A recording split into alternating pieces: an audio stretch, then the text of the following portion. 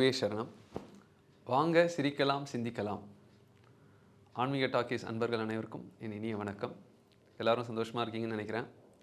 மேலும் உங்களுக்கு சந்தோஷத்தையும் சிந்தனை துளிகளையும் கொடுப்பதற்கு கதைகளை பார்க்கலாம், சுவாரஸ்யமான கதைகளை. ஏலத்தில் மாட்டிக்கொண்ட திருடன். ஒரு ஏலம் நடக்குது. அந்த ஏலத்தில் ஒரு மனிதர் இருக்கார். அவர் பேர் கோபால்னு வச்சுக்கோங்களேன். அவர் ஏலம் விட்டுட்டுருக்காரு. ஒரு பழைய தொன்மையான பொருட்கள் இருக்குது, ஏலம் விட்டுட்டுருக்காரு. ஒரு ஒரு பழைய பொருள் எடுத்துகிட்டு கையில் எடுத்துகிட்டு, இந்த பொருள் 1000 ரூபா, இது யாராவது இதோட விலை மதிப்பு 1000 ரூபா, நீங்கள் யாராவது வாங்கணுன்னா இது ஏலத்தில் எடுத்துக்கலாம் அப்படின்னு சொல்கிறாரு. ஒருத்தர் 2000 ரூபா அப்படின்னு சொல்கிறாங்க. சரி 2000 ரூபா ஒரு தடவை 2 தடவை சொன்னால், இன்னொருத்தர் 3000, அப்படி 4000 அப்படின்னு ஒருத்தர் சொல்கிறாங்க. 5000 சொல்கிறாங்க. 10,000 ரூபாய் வரைக்கும் போயிடுது.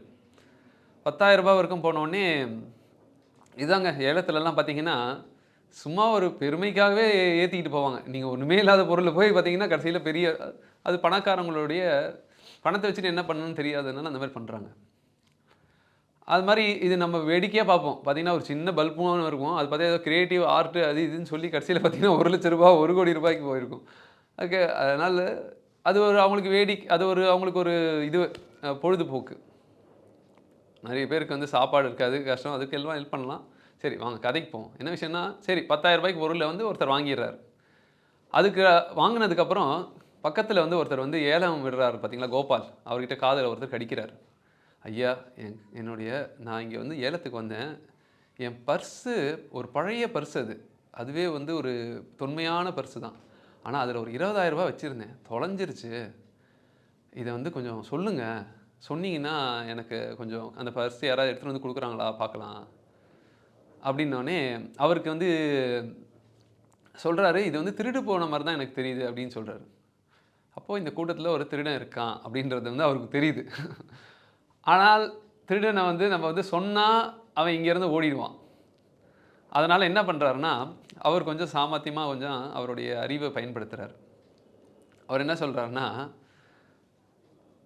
இங்கே நாங்கள் பொருள் விற்க மட்டும் விற்கலை, வாங்கவும் செய்கிறோம். உங்கள்கிட்ட என்ன தொன்மையான பொருள், ஒரு பழைய பொருட்கள் ஏதாவது இருந்தால் நீங்கள் கொடுத்தீங்கன்னா இங்கே நாங்கள் உங்கள் விலைக்கு எடுத்துக்கிறோம் அதை அப்படின்னு சொல்லிட்டு ஒரு அனௌன்ஸ்மெண்ட் பண்ணுறாரு. திருடன் அந்த கூட்டத்தில் இருக்கிற திருடன் என்ன பண்ணுறான்னா, பர்ஸில் இருக்க பணத்தை எடுத்து பேக்கெட்டில் வச்சுக்கிட்டான். பர்ஸை பார்க்குறான். இது ரொம்ப பழசாக இருக்குது, இது நமக்கு எப்படியும் தேவை இருக்காது, இது எப்படியா தள்ளி விட்டுருவோம். ஆனால் நம்ம தான் இது நம்ம தான் எடுத்து கொடுத்து நம்ம கை நிட்டோம்னா நம்மளை பிடிச்சிருவாங்க. அதனால் நம்ம என்ன பண்ணுவோம், இது கீழே இருந்ததுன்னு சொல்லிட்டு தூக்கி காட்டுவோம் அப்படின்னு சொல்லிட்டு யோசிக்கிறான். திருடனும் யோசிப்பான்லங்க. நம்ம இவன் யோசிக்கும் போது திருடனும் யோசிக்க தானே செய்வான். அப்போ என்ன ஆகுதுன்னா, இவன் கொஞ்சம் நேரம் யோசிச்சுட்டு ஒரு கை மட்டும் தூக்குது. கோபால் என்னங்க சொல்லுங்கள், உங்ககிட்ட என்ன பொருள் இருக்குது அப்படின்னு கேட்குறாரு. சார், என்கிட்ட இல்லை, என்கிட்ட ஒரு கீழே கிடச்ச ஒரு பர்ஸு ஒன்று இருக்குது, பழைய பர்ஸு, அதை நீங்கள் எடுத்துக்கிட்டு நீங்கள் கொடுக்குறத கொடுங்க அப்படின்றாரு அப்படின்னு சொல்கிறேன். அப்போ கோபாலுக்கும் அவர் காதில் முனவனருக்கும் இவன் தான் திருடன்றது தெரிஞ்சிடுது. இது எதற்காக சொல்கிறேன்னா, இந்த கதையில் அதாவது தன்னெஞ்சறிவது பொய்யற்க பொய்த்த பின் தன்னெஞ்சே தன்னை சுடும் அப்படின்ற ஒரு குறள் இருக்குது. அது நம்ம ஏதாவது தவறு செஞ்சோம்னா உணர்ந்தானா அப்படி இருக்கும். ஆனால் இவன் தான் உணர்ற ஆள் இல்லையா, இவனுக்கு எதுவும் பிரச்சனையே கிடையாது. இவன் 20,000 கிடைச்சதோட பழமி இருந்தான்னா பிரச்சனையே கிடையாது. சரி இதே எதுக்கு விடணும், இதையும் வாங்கிட்டு போவோம்னு சொல்லிட்டு என்ன பண்ணுறான்னா, எக்ஸ்ட்ரா வர காசை ஏன் விடணும், வரலட்சுமியை ஏன் விடணும்னு சொல்லிட்டு இங்கே என்ன பண்ணுறான்னா இந்த மாதிரி இது பண்ணுறான். இப்போ என்ன ஆகிட்டான், மாட்டிக்கிட்டான்.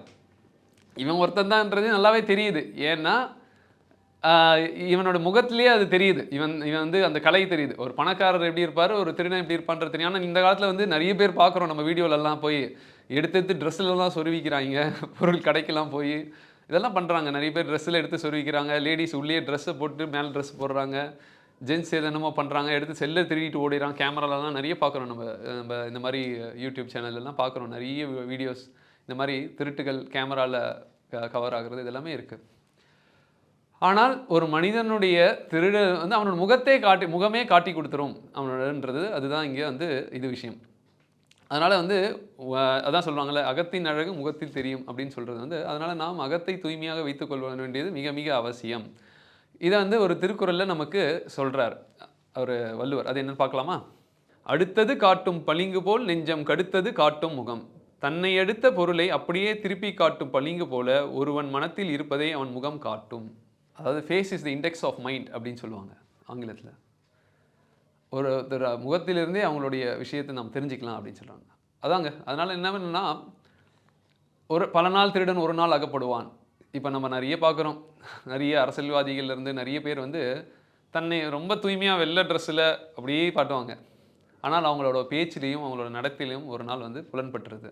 அவங்க எப்படிப்பட்டவர்கள், அவங்க எந்த அளவுக்கு அவங்களுக்கு தகுதி இருக்குது, புலமை இருக்குது, அவர்கள் வந்து தகுதியானவர்களான்றது தெரிஞ்சிருது. இதுதான் வந்து இந்த ஆன்மீகத்திற்கு இது ஒவ்வாது, இது நம்ம வந்து செயல்படாது. பொய்மை வந்து ஆன்மீகத்தில் ஒர்க் அவுட் ஆகாது. அது எல்லாருக்கும் நம்ம தெரிஞ்சுக்கணும். இது எச்சரிக்கையாக இருக்கணும். இது எனக்கும் எல்லாருக்கும் சேர்த்து தான். வாங்க சிரிக்கலாம், சிந்திக்கலாம், மேலும் பார்க்கலாம். நண்பர்களே, நன்றி.